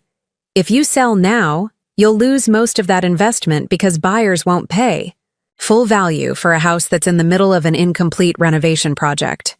The sunk cost argument was compelling.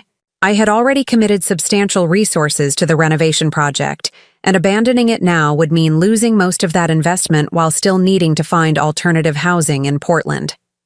What are you recommending? I asked. David and... I think you should consider a different approach, Jessica said. Instead of continuing to manage this project as a renovation of your future home, you might want to think about it as a real estate investment that we complete and then sell for a profit.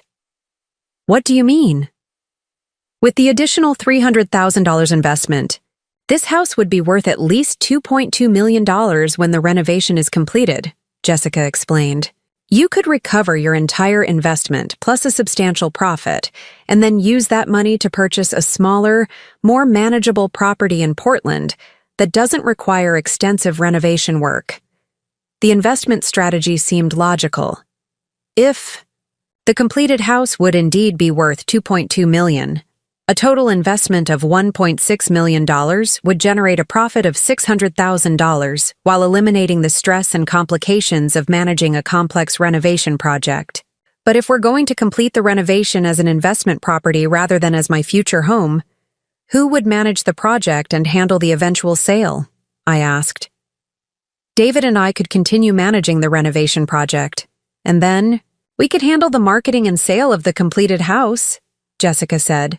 We have experience with the property now, we understand the work that's been done, and we know the Portland real estate market. The proposal seemed reasonable and would solve several problems simultaneously. I would be able to recover my investment while generating a substantial profit. The renovation project would be completed by people who understood its complexities, and I would be freed from the ongoing stress of managing construction work and dealing with endless complications and cost overruns. What kind of arrangement would you want for managing the completion and sale of the house? I asked. We would continue managing the renovation work as we have been, and then we would handle the sale with a standard real estate commission, Jessica said. The only difference is that instead of creating a home for you to live in, we would be creating an investment property for you to sell. The arrangement seemed fair and mutually beneficial. David and Jessica would continue earning income from managing the renovation project, while I would recover my investment, plus a substantial profit, without having to personally manage the remaining construction work. But there was one aspect of Jessica's proposal that would prove to be the most consequential decision of my entire relationship with my son and daughter-in-law. Margaret, there is one complication with treating this as an investment property rather than your personal residence, Jessica said. For tax and legal purposes, it would be simpler if the property were owned by someone who could claim Portland residency and manage it as a local real estate investment. What are you suggesting? David and I are Portland residents, and we're already managing the property and renovation work, Jessica explained. If you transferred ownership of the property to us, we could complete the renovation and handle the sale as local real estate investors, which would simplify the tax implications and make the entire process more efficient. Transfer ownership.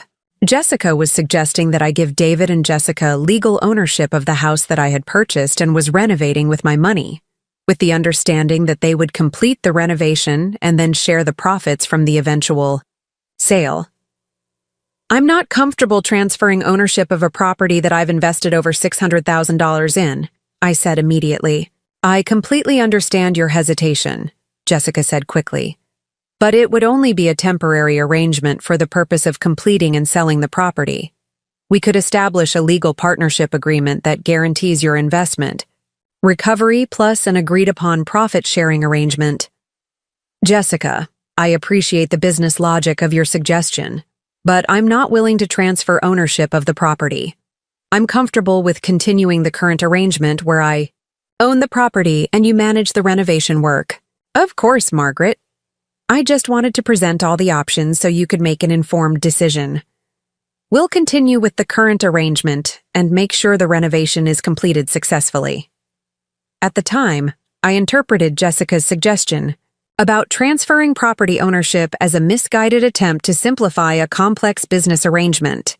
I thought she was trying to be helpful by proposing a structure that would reduce administrative complications, even though I wasn't comfortable with the legal implications of giving up ownership of such a valuable asset.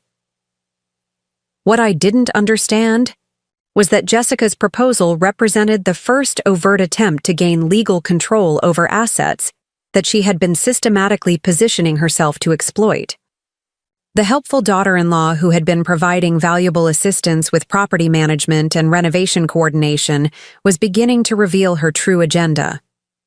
But I still trusted David and Jessica enough to commit the additional $300,000 for completing the renovation work, believing that they were acting in my best interests while managing a complex project that was beyond my expertise to handle independently. The check I wrote for $300,000 in June 2023 would prove to be the final payment in a systematic financial exploitation that had been unfolding for over a year. But I wouldn't understand the true scope of what was happening until I found myself standing in that beautiful foyer 9 months later, listening to Jessica call me an outdated relic in the house that I had unknowingly purchased for her benefit. The inciting incident that had started with a phone call about urgent foundation repairs had actually been the beginning of the most expensive education of my life. I was about to learn that the people I trusted most were capable of betrayal that exceeded my worst fears, and that the house I thought would bring me closer to my family was actually the instrument of my systematic exclusion from their lives. But Jessica had made a fatal error in her calculations. She assumed that a grieving widow would remain vulnerable and manageable indefinitely. She never suspected that the woman she was manipulating had spent decades developing the strategic thinking and legal expertise that would ultimately destroy everything she thought she had gained. The Relic was about to show Jessica Martinez Walsh exactly what happened when you mistake generosity for weakness and confuse grief for stupidity. The moment Jessica called me an outdated relic who needs to stay in her lane while standing in the foyer of 847 Elm Street, everything crystallized with startling clarity. The helpful daughter-in-law who had spent 18 months positioning herself as my emotional support and business partner had just revealed her true opinion of the woman whose money had made her comfortable lifestyle possible. But what Jessica didn't know, as she stood there in her righteous indignation, was that the relic she was dismissing had been documenting every suspicious transaction, recording conversations, and building a legal case that would strip away everything she thought she owned. As I left the house that October Sunday evening, ignoring David's desperate attempts to apologize for his wife's behavior and Jessica's continued rant about boundaries and respect, I felt something shift inside me that was more powerful than hurt or anger. I felt the cold, calculating fury of a woman who had finally understood the scope of the betrayal she had been funding for over a year.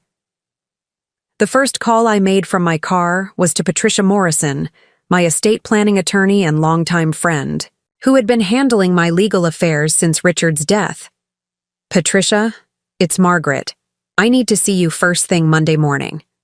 I think I've been the victim of a sophisticated financial fraud, and I need to know exactly what my legal options are." "Margaret, what's happened?" "I'll explain everything when I see you, but I need you to prepare for the possibility that I'm going to need to take immediate legal action to recover assets that have been obtained through deception and manipulation." My second call was to Rebecca Chen, a forensic accountant who specialized in financial fraud cases, and whom Patricia had recommended months earlier when I first began having concerns about the renovation project expenses. "Rebecca, this is Margaret Walsh.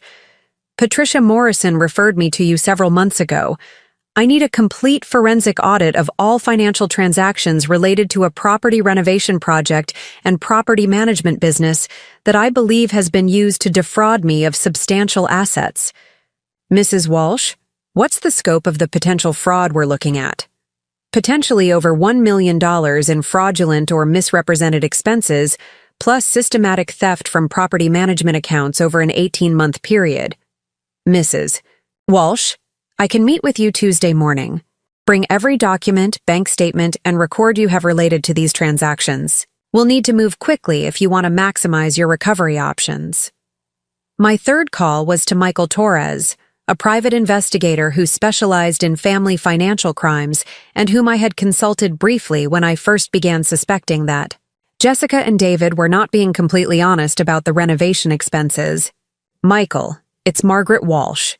I need you to conduct immediate surveillance on 847 Elm Street in Portland and document exactly what construction work, if any, is actually being performed at that property. I also need you to investigate the business, activities of Walsh Property Management LLC, and determine whether the properties they claim to be managing are actually generating the rental income they've been reporting to me. Mrs. Walsh, how quickly do you need this information? I need preliminary results within 48 hours and a complete report within 1 week. I suspect that I've been systematically defrauded by family members, and I need evidence to support legal action. By Monday morning, I had assembled a team of professionals who would help me understand the full scope of what had been done to me and develop a strategy for recovering my assets while ensuring that David and Jessica faced appropriate consequences for their betrayal. The meeting with Patricia Morrison was devastating, but also clarifying. As I explained the pattern of financial requests, the renovation project complications, and the systematic exclusion from family activities that had coincided with my increasing financial support, Patricia's expression grew increasingly grim. Margaret, what you're describing sounds like textbook elder financial abuse combined with systematic family manipulation, she said. The pattern of creating false crises to justify immediate financial transfers, the gradual assumption of control over your assets and decision-making, the isolation from other family members. These are classic tactics used to exploit elderly people who have significant financial resources. But David is my son, I said. How could he participate in systematically defrauding his own mother? Financial elder abuse by family members is unfortunately more common than most people realize, Patricia explained. Adult children often convince themselves that they're entitled to their parents' assets, or that they're doing their parents a favor by taking control of financial decisions. In many cases, they genuinely believe they're acting in their parents' best interests, while simultaneously benefiting financially from their control. Patricia reviewed the legal documents related to my property purchases, the property management agreements, and the renovation contracts that David and Jessica had prepared. Margaret, there are several concerning elements in these agreements, she said, after studying the paperwork for over an hour. The property management contract gives David and Jessica unusually broad authority over your rental properties, including the ability to make expenditures and enter into contracts without your specific approval. The renovation contracts are structured in ways that make it difficult to verify whether the work is actually being performed or whether the costs are reasonable. What are my legal options? If we can demonstrate that you were defrauded through misrepresentation, or that David and Jessica breached their fiduciary duties as your property managers, we can pursue both civil litigation to recover your losses and potentially criminal charges for theft and elder abuse, Patricia explained. But we'll need substantial evidence to prove that their actions were deliberately deceptive rather than merely incompetent. The meeting with Rebecca Chen, the forensic accountant, was even more revealing.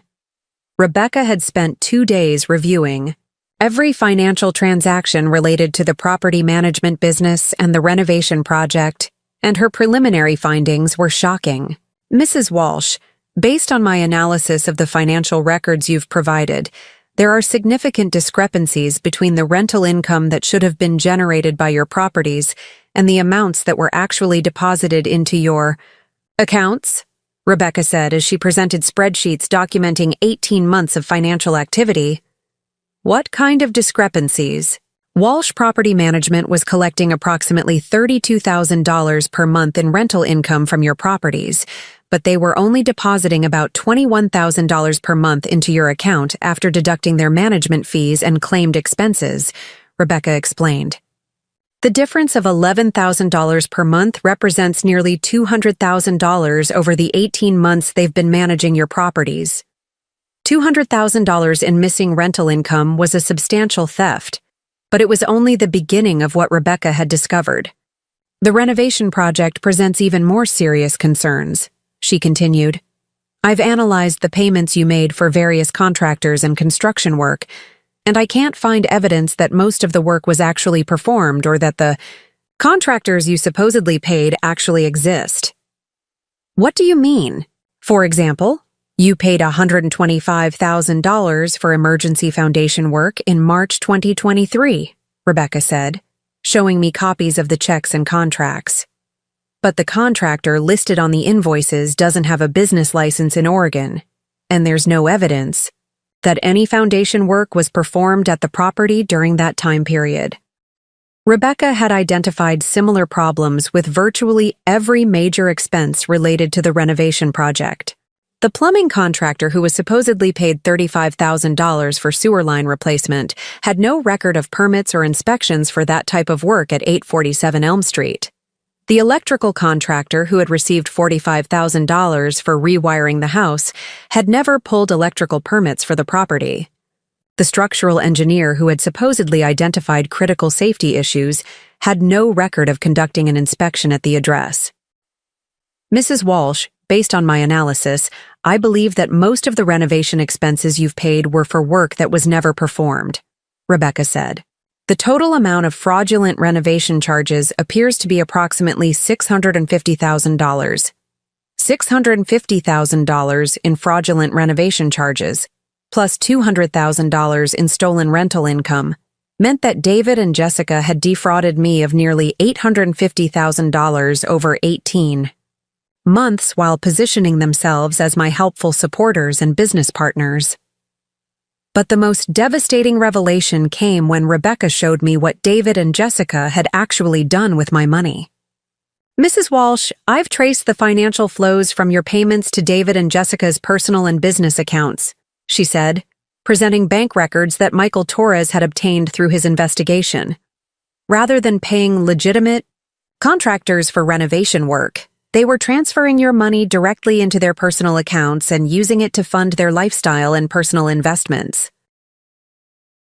The bank records showed that David and Jessica had used my money to pay off their credit card debts, make payments on expensive cars, take luxury vacations, and even make investments in other real estate properties that they owned personally. They were literally using your money to build their own wealth while telling you that it was being spent on your renovation project, Rebecca explained. This isn't just theft. It's a sophisticated investment fraud that they've been perpetrating for over a year. Michael Torres's investigation provided the final pieces of the puzzle. His surveillance of 847 Elm Street confirmed that virtually no construction work had been performed at the property since I purchased it in December 2022. The house remained in essentially the same condition as when I bought it, despite my having paid over $700,000 for supposed renovation work. Mrs. Walsh, I've been monitoring the property for a week, and I've seen no contractors, no construction equipment, and no signs of active renovation work, Michael reported. I've also confirmed that most of the contractors listed on your invoices either don't exist or have no record of working at this address. But Michael's most significant discovery was what David and Jessica had actually been planning for 847 Elm Street. Mrs. Walsh, I've found evidence that David and Jessica have been marketing 847 Elm Street as their own personal residence, he said, showing me real estate listings and social media posts that Jessica had created. They've been telling people that they recently purchased a historic Victorian mansion in Riverside Heights and have been hosting social events at the property as if they were the owners. Jessica had been using my house as the foundation for the social status and lifestyle that she had always wanted, hosting dinner parties for Portland's architectural and design community, while presenting herself as the owner of one of the city's most beautiful historic homes. "There's something else, Mrs. Walsh," Michael continued. "I've found evidence that David and Jessica were planning to legally claim ownership of the property through adverse possession laws, arguing that they had been managing and maintaining it while you were an absentee owner who had abandoned your interest in the property. Adverse possession. They were planning to literally steal my house by claiming that I had abandoned it, and that their occupation and management of the property gave them legal ownership rights. The scope of the betrayal was breathtaking. David and Jessica hadn't just been stealing my money. They had been systematically positioning themselves to claim ownership of the house I had purchased while using my financial resources to fund their social climbing and lifestyle ambitions. But they had made one crucial mistake in their elaborate scheme. They had underestimated the woman they were defrauding. Patricia Morrison spent the next week preparing a comprehensive legal strategy that would not only recover my stolen assets, but ensure that David and Jessica faced serious consequences for their actions. "Margaret, we're going to pursue this case on multiple fronts," she explained during our strategy meeting. "Civil litigation to recover your financial losses, criminal charges for elder financial abuse and theft, and immediate legal action to reclaim possession of your property." The first step was obtaining an emergency court order that would freeze all of David and Jessica's assets and prevent them from transferring or hiding any property that they had purchased with my stolen money. We're also going to seek an immediate restraining order that will prevent David and Jessica from accessing 847 Elm Street or any of your other properties, Patricia said. "They've been treating your house as their personal residence, but they're about to discover that they have no legal right to be there." The civil lawsuit we filed sought damages of $850,000 plus punitive damages and attorney's fees. But more importantly, it included detailed documentation of every fraudulent transaction and a complete timeline of how David and Jessica had systematically exploited my grief and trust to steal nearly $1 million. The criminal charges were even more serious. The district attorney's office agreed to prosecute David and Jessica for elder financial abuse, theft in the first degree, and conspiracy to commit fraud, charges that carried potential prison sentences of up to 10 years. But I wanted more than just financial recovery and legal consequences. I wanted David and Jessica to face the kind of public humiliation and social embarrassment that would match the private humiliation they had subjected me to for 18 months. The opportunity for that kind of justice came sooner than I expected. Jessica had planned a housewarming party for November 15, 2023, an elaborate social event at 847 Elm Street, where she intended to formally present herself as the owner of one of Portland's most prestigious historic homes. She had invited over 100 people from Portland's architectural, design, and social community, including many of David's professional colleagues and Jessica's social media contacts who had been following her home renovation journey online. The invitations, which I obtained through Michael Torres's investigation, described the event as Jessica and David's celebration of our beautiful Victorian home renovation, and included professional photographs of the house's elegant interior spaces.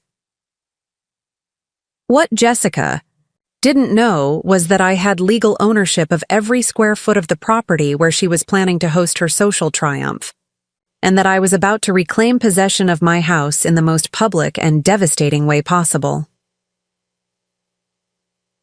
On the morning of November 15th, Patricia Morrison and I arrived at 847 Elm Street with the Sheriff's Department and the court orders that gave me immediate possession of my property and required David and Jessica to vacate the premises immediately.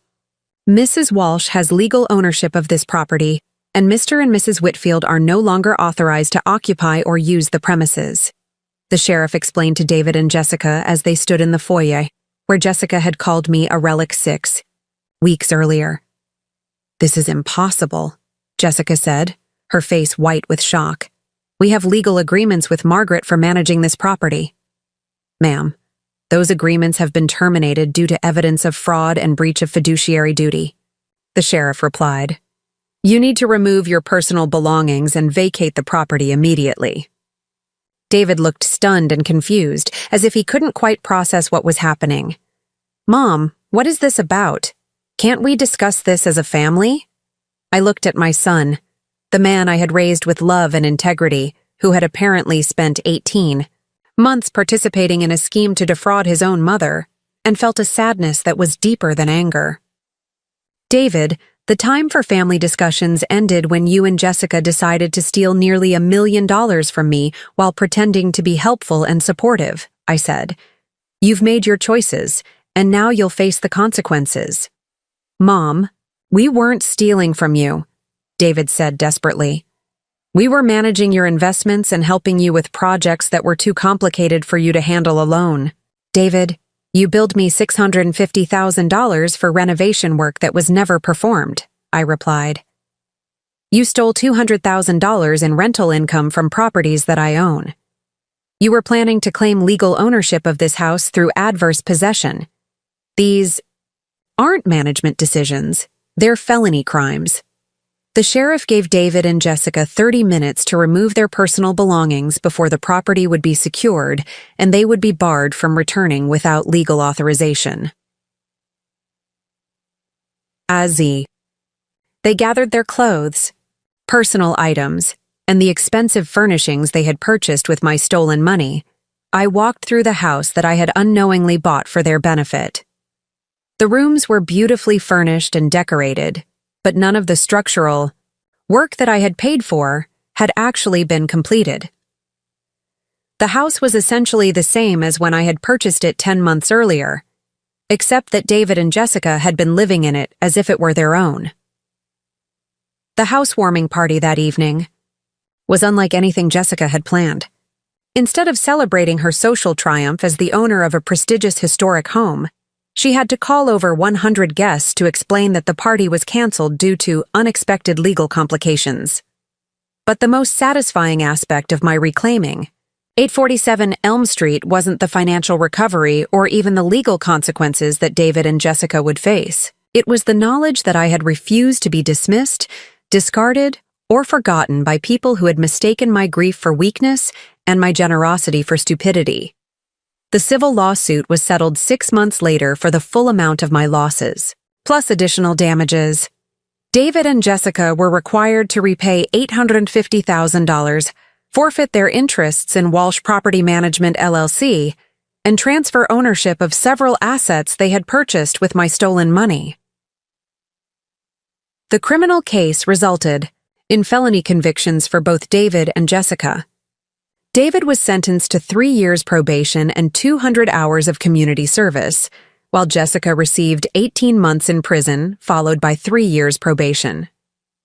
The judge specifically noted that elder financial abuse was a serious crime that destroyed families and violated the most basic obligations of trust and care. But perhaps the most significant consequence was the complete destruction of the social status and lifestyle that Jessica had been so desperate to achieve. The criminal convictions and public exposure of their fraud ended David's architectural career and destroyed Jessica's social media presence and community reputation. The people who had admired their beautiful home and sophisticated lifestyle learned that it had all been built on money stolen from an elderly widow. 6 months after reclaiming my house, I made a decision that surprised everyone, including myself. Instead of selling 847 Elm Street or moving into it as my personal residence, I decided to donate the property to the Portland Housing Authority to be used as affordable housing for elderly women who had been victims of financial abuse. This house was purchased with money that was meant to provide me with a beautiful home where I could be close to my grandchildren, I explained to the Housing Authority director. Since that dream was destroyed by the people who were supposed to help me achieve it, I want the house to provide homes for other women who have faced similar betrayals and need support rebuilding their lives. The Margaret Walsh House for Women opened in September 2024, providing affordable housing and support services for elderly women who had been victims of financial abuse. The beautiful Victorian mansion that Jessica had wanted to use as the foundation for her social status became a symbol of recovery and empowerment for women who had been dismissed and discarded by their own families.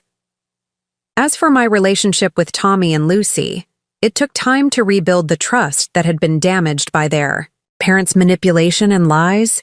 But children are resilient and loving, and once they understood that their grandmother had never stopped wanting to be part of their lives, our relationship began to heal. Tommy, now 10 years old, spends summers with me at my new home in Portland, Hawaii. Modest but comfortable townhouse that I purchased with my own money and that no one can take away from me. Lucy, now 8, has started taking piano lessons, and we spend hours together practicing and talking about her dreams for the future. David has made attempts to repair our relationship, and while I don't think we'll ever return to the closeness we once shared, I've learned that forgiveness doesn't require trust, and that love doesn't require enabling harmful behavior. As for Jessica, I haven't spoken to her since the day I reclaimed my house. The woman who called me an outdated relic learned that some relics are more valuable and more dangerous than they appear. She discovered that dismissing someone based on age and grief is one of the most expensive mistakes a person can make. Thor. Moral of this story isn't about money or revenge. It's about the importance of recognizing your own worth and refusing to accept treatment that diminishes your dignity, even when that treatment comes from people you love. It's about understanding that true strength sometimes requires saying no to family members who mistake your generosity for weakness. I'm 71 years old now, and I've learned that being a relic means being something valuable, something that has survived challenges and maintained its worth despite attempts to dismiss or destroy it. Relics are preserved because they have historical significance and enduring value. The next time someone tries to dismiss you as outdated or irrelevant, remind them that relics are kept in museums because they're priceless, not because they're worthless. And sometimes the best way to honor your own value is to ensure that people who underestimate you learn exactly how much their mistake cost them. Up next, you've got 2 more standout stories right on your screen. If this one hit the mark, you won't want to pass these up. Just click and check them out. And don't forget to subscribe and turn on the notification bell so you don't miss any upload from us.